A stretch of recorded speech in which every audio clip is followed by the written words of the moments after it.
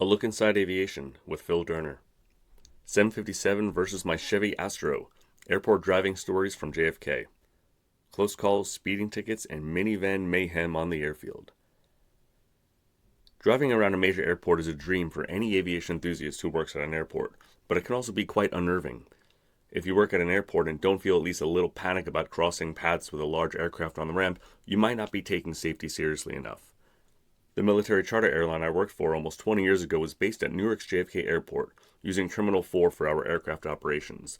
Our fleet of vehicles included 2 large Ford Econoline passenger vans, a few Chevy Astro minivans, and something that looked like a party bus that almost surely required a class of driver's license that no one at my company had. I also had a custodian-sized key ring that held the keys to all of them. Low-speed pursuit. There are many rules to airport driving. The speed limit around Terminal 4 was a blistering 5 miles an hour. So when I was clocked at a reckless 10 miles an hour by someone at Terminal 4 operations, I was pulled over and they wrote me up a breach of rules, BOR, ticket. There was no fine for this ticket, but my boss and I did have to meet with the terminal executive to discuss the matter and determine if I would be allowed to drive out there again. Obviously, if the terminal decided my driving privileges would be revoked, my company would also have to revoke my employment. Thankfully, it turned out in my favor. Flight attendant, Morgan. When driving beyond the terminal or close to taxiways, you must stay within vehicle service roads, which are just painted on the surface, bordered with zipper lines. They had a speed limit of 10 miles per hour at JFK, which meant that it took 20 minutes to drive from Terminal 4 to our offices at Building 75 on the northeast side of the airport.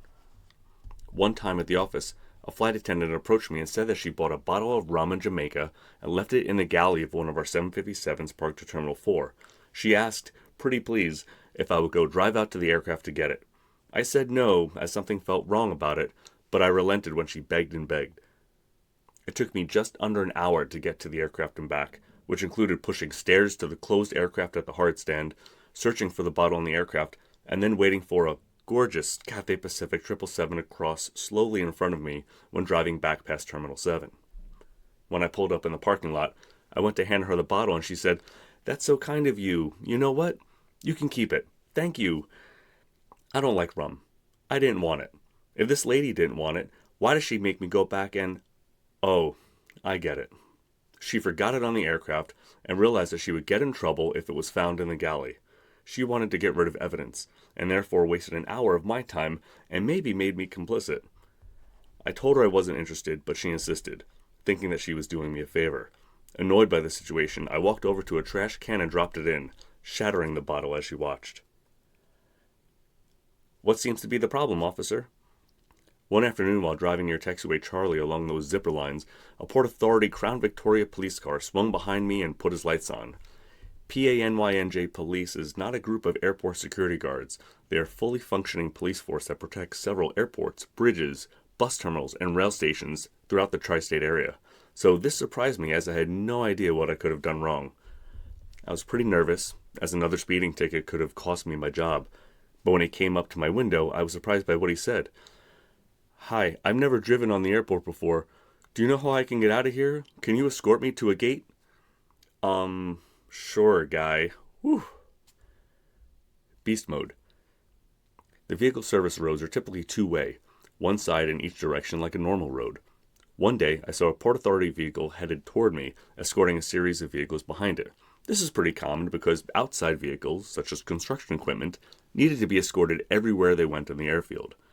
This time it was a little different, in that the vehicles being escorted were large black limousines. It was a presidential motorcade, sans president, headed back to the C5 Galaxy that carries them wherever he travels. Remember that 10-mile-an-hour speed limit? Yeah, that was ignored completely, like the vehicle service road was an extension of the Belt Parkway or something. They see me rolling. Sometimes, even following the rules can't keep you out of danger. One day, I was in the zipper lines passing Terminal 7, heading back to the office. That's when I saw a TFFIT, an all-white Iceland Air 757-200 heading in my direction on the parallel taxiway Alpha. I was driving a Chevy Astro, a small utility minivan, an empty shell with bare walls and nothing behind the front seats. It carried supplies like aircraft chocks and made lunch runs to Boston Market on Rockaway Boulevard. As I passed the 757, it made a left turn away from me onto taxiway whiskey. This put me directly behind it as it turned, aligning me perpendicularly to its position. This also happens to be the time that they decided to gun the throttle. Those Rolls-Royce RB211 engines almost did me in. The blast of thrust slammed into my minivan, and I don't want to sound dramatic by saying the right wheels came off the ground, but if they didn't, it had to be close. I turned the wheel quickly to the left to counter the blast from the right so I didn't roll over. It was scary, violent, and loud for about 5 to 10 seconds.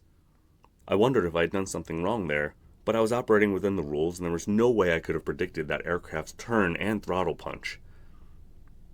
There was also the time that I was practically face-to-face with Mahmoud Ahmadinejad from Iran while driving at JFK, but maybe I'll save the United Nations stories for another article. These stories are true to the best of my recollection. If you have a question about aviation, my career, or a story request, please email me at phildurnerjr@gmail.com. Disclaimer: the views expressed in this article are solely my own and do not represent the positions of my employer or any affiliated organizations. This content is for informational and educational purposes only and is not intended as professional advice. Thank you so much for listening.